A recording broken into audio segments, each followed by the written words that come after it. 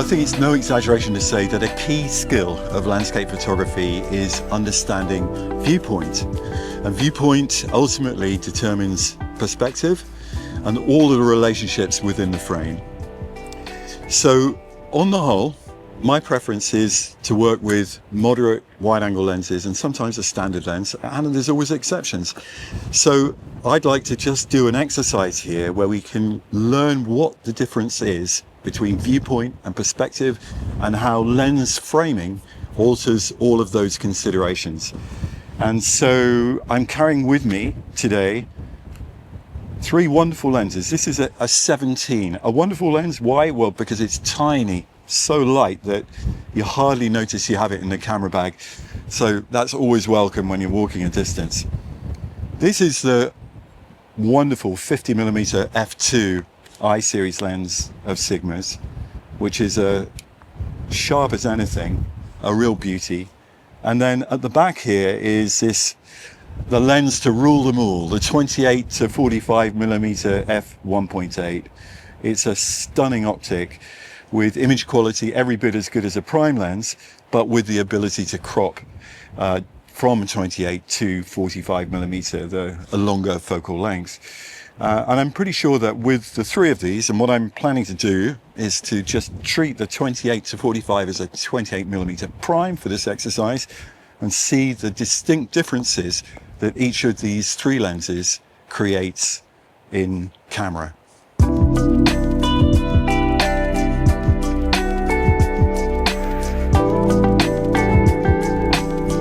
In each of the three locations, what I'm actually doing is trying to find a spot where all of the elements that interest me intersect and come together, regardless of the perspective of the lens in use. And hopefully that means that any of the three lenses will produce interesting compositions.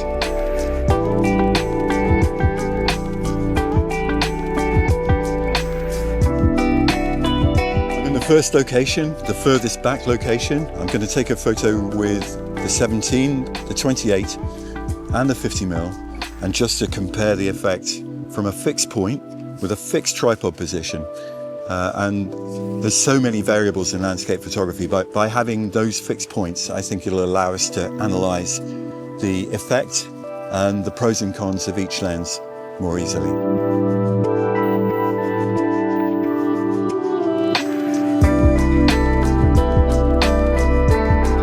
Good. So that's location 2 done. All three lenses onto the final location, which is the closest of the three.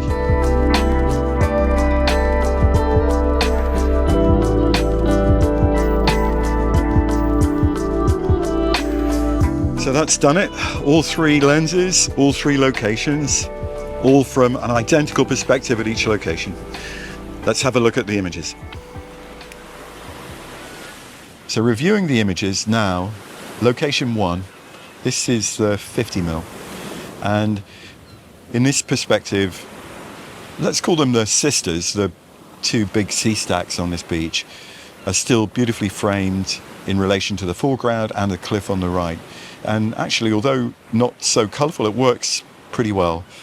By comparison, the 28mm includes the really orange rocks from a recent cliff fall in the foreground and makes a nice link to them. The 17, on the other hand, includes a lot of the orange rocks, and it's now pushed the sisters way into the distance, so they're much less significant. In location 2, this is the mid location. I'm much closer to the cliff. With the 50mm lens, the sisters fill the frame almost completely, and that's actually pretty impressive in their own right. So it's still quite a nice composition as far as I'm concerned. The 28mm has nice foreground. It would be even nicer, frankly, if the light was a little bit less harsh, and there's a good balance between the sisters and the rocky foreground. The 17mm version, on the other hand, actually includes a lot of the cliff face on the right, and this time the sisters are closer. And I have to be honest, for this particular viewpoint, the 17 is the most effective lens. In viewpoint 3, where I'm much closer again to the sisters, The 50mm lens is now so tight that there's no foreground, so I'm really focusing on the huge sunlit slab of the taller of the two C-stacks.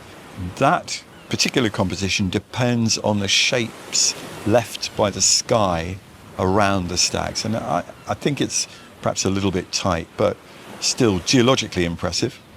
The 28mm presents a scene where the foreground relates really nicely to the stacks beyond, and I think that's quite a satisfactory composition. And the 17, well, in that case we have a lot of foreground, and the sisters are still quite well pushed back into composition, but there's other elements that work, actually, I have to say, surprisingly well.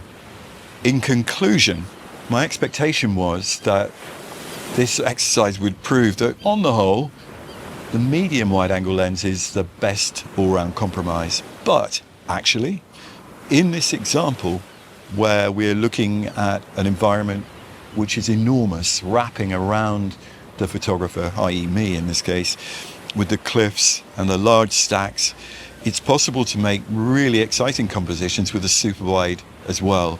And as it happens, defying my expectations, this might be one where the super wide sort of wins the day. I think if we were to do another example of this exercise, we'd find that it could be either of the other two lenses. So perhaps what it proves more than anything else is that the location decides.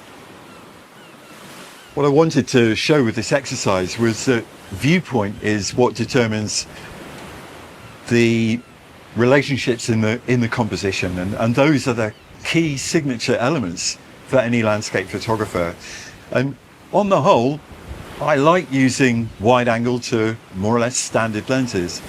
But what this exercise actually proved to me was that when you're in a very immersive and very large landscape where everything's right around you, wrapping itself almost around you, like this one, then there's definitely a place for a super wide perspective as well.